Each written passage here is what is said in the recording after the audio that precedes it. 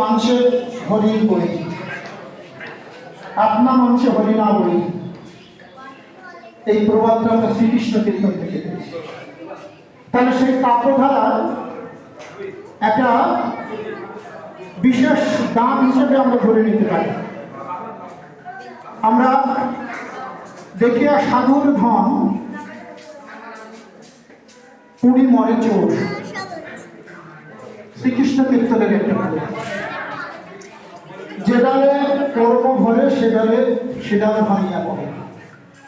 তার মানে আমরা বলি কি, যে ডালে প্রচুর ফল ফলে সে ডাল মাথা নিচু করে থাকে। তার মানে যে মানুষটা প্রজ্ঞাবান বা পণ্ডিত সে সবসময় বিনয়ী হয়। এই প্রবাদগুলো আমরা সব শ্রীকৃষ্ণ কীর্তন থেকে পেয়েছি।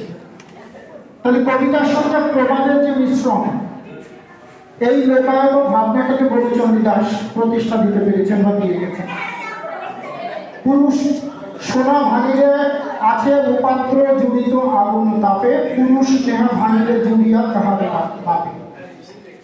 সোনা ভেঙে গেলে আগুনে তাপ দিয়ে তাকে জোড়া যায়। একটা পুরুষের মন ভেঙে গেলে তাকে আর কোনো উত্তাপ দিয়ে জোড়া যায় না। কৃষ্ণ এবং রাধার প্রেম পর্যায়ে কখনো শ্রীকৃষ্ণ কীর্তনের এই জায়গাটাকে তিনি তুলে ধরেছিলেন, কারণ কখনো কখনো দেখা যাচ্ছে অভিমানী শ্রীকৃষ্ণ, কখনো অভিমানী শ্রী রাধিকা। কিন্তু দেখা যাচ্ছে যে সেই রাধিকার অভিমান কিংবা কৃষ্ণের অভিমান কখনো কখনো এমন পর্যায়ে পৌঁছেছে সেটা বিচ্ছেদ বা বিরহের জায়গা তৈরি করেছে। দুটো শব্দ কেন বললাম? আমরা কবিতার আঙ্গিকে যদি দেখি, বিচ্ছেদ শব্দটা ক্ষণস্থায়ী আর বিরহ শব্দটা দীর্ঘস্থায়ী। বিচ্ছেদ শব্দটাকে যদি আমরা ভাঙি তাহলে দেখব কিছুক্ষণের জন্য একটা ব্যবধান, তারপরে তার সঙ্গে একটা গভীর অন্যায় বা সূত্র তৈরি হয়েছে। কিন্তু বিরহ তৈরি করতে গেলে বিচ্ছেদ বিচ্ছেদ বিচ্ছেদ করতে করতে জমাকৃত বিচ্ছেদ সেটাকে বিরহে পরিণত হয়। আমরা শ্রীকৃষ্ণ কীর্তনে সেটাকে দেখেছি। বৈষ্ণব পদাবলীতে আসে, বৈষ্ণব পদাবলীতে রাধিকাকে আমরা দেখেছি। রবীন্দ্রনাথ সেই রাধিকাকে কি বললেন? রবীন্দ্রনাথ বৈষ্ণব কবিতাতে বললেন, সনাতনী কাব্যের বৈষ্ণব কবিতাতে বললেন, সত্য করে কহ হে বৈষ্ণব কবি, কোথা তুমি পেয়েছিলে এই প্রেম ছবি, কোথা তুমি শিখেছিলে এই প্রেম গান বিরহ তাপিত, হেরিকার নয়ন রাধিকার অশ্রু আঁখি পড়েছিল মনে, বিজন বসন্ত রাতে মিলন শয়নে, কে তোমারে দেখেছিল দুটি বাহু ধরে, হৃদয়ের অগাধ সাগরে রেখেছিল মগ্ন করি। এত প্রেম কথা রাধিকার চিত্ত দীর্ঘ তীব্র ব্যাকুলতা, চুরি করে লইয়াছ কার মুখ কার আঁকি হতে। এই লাইনটাই একটা লোকায়ত ভাবনা কাজ করেছে। রাধাকে বৈষ্ণব কবিরা এঁকেছেন কারো না কারোর মুখ দেখে, কোনো স্বপ্ন কল্পিত মুখ নয়। যেমন আমরা বিভূতিভূষণের দুর্গা চরিত্রটার কথা যদি বলি, তিনি ঘাটশিলাতে থাকার সময় কোনো একটা মেয়েকে দেখে ওই চরিত্রটা মনে করেছিলেন, ওই চরিত্রটা এঁকেছিলেন। রবীন্দ্রনাথ বলছেন যে রাধাকে এঁকেছেন বৈষ্ণব কবিরা, সেই রাধা আমাদের লোকায়ত কোনো মানবীর মুখ। তাহলে আমি ধরে নিতে পারি যে বৈষ্ণব কবিরা এই লোকায়ত ভাবনাকে অনুসরণ করেই পদাবলীর রাধিকাকে অঙ্কিত করেছেন বা পদাবলীর রাধিকাকে এঁকেছেন। আমরা দেখেছি রাধিকার যে ভাবনা, রাধিকার যে বিরহ, রাধিকার যে অভিমান বৈষ্ণব পদাবলীতে আছে। আমাদের লোকায়ত কোনো নারীর প্রেমের মধ্যেও অন্বিষ্ট আছে সেই ভাবনা, তার বাহ্যিক আচরণ, তার দৈনন্দিনতা। মঙ্গল কাব্যে ফিরে আসে, অসংখ্য প্রবাদের জন্মদাতা মঙ্গল কাব্য। কবিতা হিসাবে মঙ্গল কাব্যের যে পরিক্রমণ, কবিতা হিসাবে মঙ্গল কাব্য যেভাবে আমাদের হৃদয়ে প্রথিত হয়ে আছে, তার চেয়ে অনেক বেশি প্রকৃত হয়ে আছে সেই লোক কাহিনীগুলো, যে কাহিনীগুলোকে সেই কবিরা প্রতিষ্ঠা দিতে পেরেছেন তাদের নিজস্ব ভাবনা দিয়ে। তার মধ্যে যে লোকায়ত বিষয়গুলোকে তারা রেখেছেন। আমরা চাঁদ সদাগরের কথা জানি, আমরা বেহুলা লক্ষ্মীন্দরের কথা জানি, আমরা ধনপতি সদাগরের কথা জানি। দেখবেন তাদের বাড়ির বর্ণনা যখন দিচ্ছেন কবিরা, তাদের অভ্যন্তরে তাদের বধূদের দৈনন্দিন কাজকর্মের যে বর্ণনা তারা দিচ্ছেন, আমরা নিত্য নৈমিত্তিক সেই কাজের সঙ্গে যুক্ত থাকি। এখনও দেখবেন একটা স্পষ্ট চিত্র আমরা মঙ্গল কাব্য থেকে পেয়ে যাই, যে আমাদের ঘরকন্যা কেমন ছিল, এখনও বা কেমন আছে। দেখবেন তার সঙ্গে একটা ঘনিষ্ঠ সাদৃশ্য রয়ে গেছে। ফুলদারার 12 মাসে দেখুন, বৈশাখ মাস থেকে চৈত্র মাস পর্যন্ত একটা ঋতু পর্যায় বা ঋতু পর্যায়ক্রমিক একটা ভাবনাকে প্রতিষ্ঠা দিয়ে গেছেন কবিরা। আমরা দেখি বৈশাখ থেকে চৈত্র মাস পর্যন্ত ঋতুর পরিবর্তনে আমরা যেভাবে আমাদের দৈনন্দিনতাকে এগিয়ে নিয়ে যাই, কবিরা কিন্তু তার বাইরে যাননি। সেখানে দেখা যাচ্ছে যে লোকজীবন কাব্য হয়ে উঠেছে। আমরা ফুলদরার কথা জানি, যখন সতীন এসছে ঘরে, তখন যে ভাবনা একদম বাঙালির লোকায়ত একটা ভাবনা, তার প্রতি যে ক্রুদ্ধ হয়েছেন তিনি, এবং তিনি বললেন কালকেটিকে আমরা একটা খুব বিখ্যাত প্রবাদ সেখান থেকে পেয়েছি, পিপিলিকার কি হয়, ডানা উঠে মরিবার তরে। ঠিক ওইখানে লাইনটা আছে, পিপিলের পাখা উঠে মরিবার তরে, কাহার ষোড়শী কন্যা আনিয়াছে ঘরে।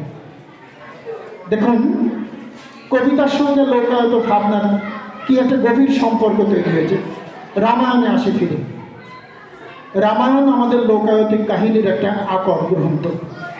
সেখানে আমরা দেখেছি অযোধ্যা কাণ্ডে পিঠে তৈরি করবার একটা প্রশস্ত বর্ণনা আছে, যে বাঙালিরা একটা পিঠে তৈরি করছে। লোকায়তিক যে বিষয়গুলো কেমনভাবে এসে দেখলাম, আমি সময় বেশি নেবো না, যার জন্য একটু ছুঁয়ে ছুঁয়ে শুধু যাই। সীতা দশরথের যে কাহিনী, ফল্গু নদীর যে কাহিনী, একটা লোককাহিনী। সেই লোককাহিনীর মধ্য দিয়ে সীতা এবং মৃত দশরথের একটা নাট্যচিত্র দেখানো হয়েছে ফল্গু নদীকে কেন্দ্র করে। দেখবেন কতগুলো বিষয় আমরা ওখান থেকে নিয়েছি রামায়ণ থেকে। অন্ধকার রাত্রে একা একা যখন যায় বা বাচ্চারা যায়, তখন ভূত প্রেতের ভয়ের জন্য রাম রাম রাম রাম জপ করতে করতে যায়। এটা রামায়ণের অবদান। দেখবেন মহাজনে যখন গুনতে শুরু করে, রাম 2 3 4 5, এক বলে না, রাম বলে শুরু করে।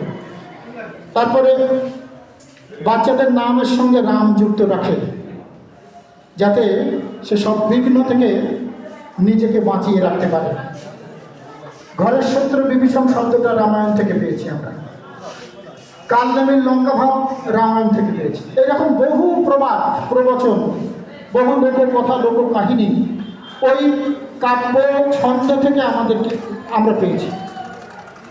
তাহলে আমরা ধরে নিতে পারি যে লোকায়তিক বিষয়গুলো যেভাবে পরিবর্তিত হয়েছে, চর্যাপদ থেকে কাব্য ধারাগুলো সেইভাবে পরিবর্তিত হতে হতে এসেছে। রবীন্দ্রনাথে আসে, শিলাইদহে যখন ছিলেন রবীন্দ্রনাথ, তো তখন ওই এলাকার মানুষের সঙ্গে, এলাকার লোকশিল্পীদের সঙ্গে তার যে ঘনিষ্ঠ সম্পর্ক তৈরি হলো, সেখান থেকে যে গানগুলো বা কবিতাগুলো তৈরি হয়েছে, তার মধ্যে দেখবেন বিভিন্ন দৃষ্টিকোণ থেকে লোকায়তিক ভাবনাগুলো আছে। সেই গানগুলো একটা দুটো গেয়ে শোনাতে পারলে ভালো হতো, সময় নেই। তো দেখা গেছে সেই গানগুলো কখনো কবিতা হয়ে উঠেছে, কখনো তাকে সুর দিয়ে রবীন্দ্রনাথ গানে পরিণত করেছে। একটা অদ্ভুত বলতে পারি যে একটা বৈপরীত্যের সঙ্গে সঙ্গে আমার একটা অদ্ভুত সমর্থবাচক একটা বিষয়কে রবীন্দ্রনাথ নিয়ে এসেছে। লোক বিষয়ের সঙ্গে শিষ্য বিষয়ের পার্থক্য নেই, সেটা রবীন্দ্রনাথ বুঝিয়েছে।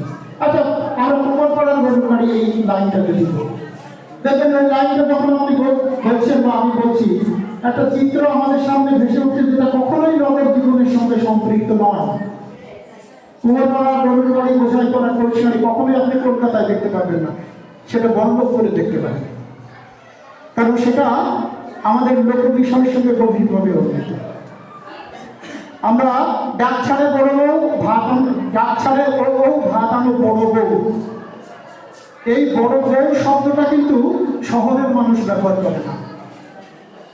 আমরা নীরেন্দ্রনাথ চক্রবর্তীকে দেখেছি, ডাকো বড় বউ ডাকো, ওই যে লোকটা পার হয়ে যায় কাঁসাই নদীর সাঁকো। সাঁকো শব্দটা কিন্তু আমরা ব্যবহার করি, শহরের লোক ব্যবহার করে, তারা ব্রিজ ব্যবহার করে। তাহলে এই ভাবনাগুলো আমাদেরকে এইভাবে বোধ হয় সমাজের সঙ্গে সম্পৃক্ত রাখতে পেরেছি।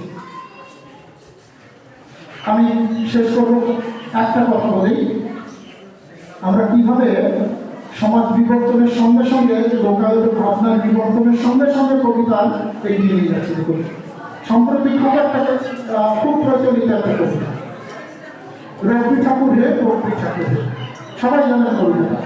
তোকে ই বসেকে গ্রামে নিয়ে যাবো। নগর জীবনের সঙ্গে শহর জীবনের যে পার্থক্য, আমরা এই একবিংশ শতাব্দীতে দাঁড়িয়েও সেই পার্থক্যকে কবিতার মধ্যে নিয়ে আসতে পেরেছি, বা কবিতার মধ্যে নিয়ে আসছি। এইটাই সমাজ বিবর্তন বলতে পারে, এবং তার সঙ্গে কবিতার বিবর্তন। রবীন্দ্রনাথ কল্পনা কাব্যের স্বপ্ন কবিতায় বললেন, বহু দূরে উজ্জয়িনী দূরে খুঁজিতে গেছি মোর প্রথম জন্মের খুঁজিয়া। তিনি উজ্জয়িনীপুরে খুঁজতে গেছেন একটা অস্পষ্ট স্বপ্নের মধ্যে। বিকাশে বসে আছেন এখানে, জীবনানন্দ ফিক্স করে দিলেন, নাটোরের বনলতা সেন। আমাকে দুর্দান্ত শান্তি দিয়েছিল নাটোরের বনলতা সেন, একটা বাংলাদেশের একটা নির্দিষ্ট জায়গাতে একটা নায়িকাকে দান করিয়েছেন। আমরা সুনীল গঙ্গোপাধ্যায় এসে দেখলাম, বাস স্টপে দেখা হলো 3 মিনিট, হঠাৎ দিনের জন্য কবিতার প্রথম লাইন। বিবর্তনটা কিভাবে হয়েছিল? রবীন্দ্রনাথ উজ্জয়িনীপুরে খুঁজেছেন, জীবনানন্দ দাশ তাকে নিয়ে এসছেন নাটোরে, সুনীল গঙ্গোপাধ্যায় তাকে নিয়ে এলেন বাস স্ট্যান্ডে। এটা সমাজের পরিবর্তন, আমাদের ভাবনার পরিবর্তন, কবিতার দৃষ্টিকোণের পরিবর্তন, এবং কবিতার সঙ্গে লোকায়তিক ভাবনার পরিবর্তন। ভালো থাকবেন সবাই। আমার কথা হলো বিশেষ।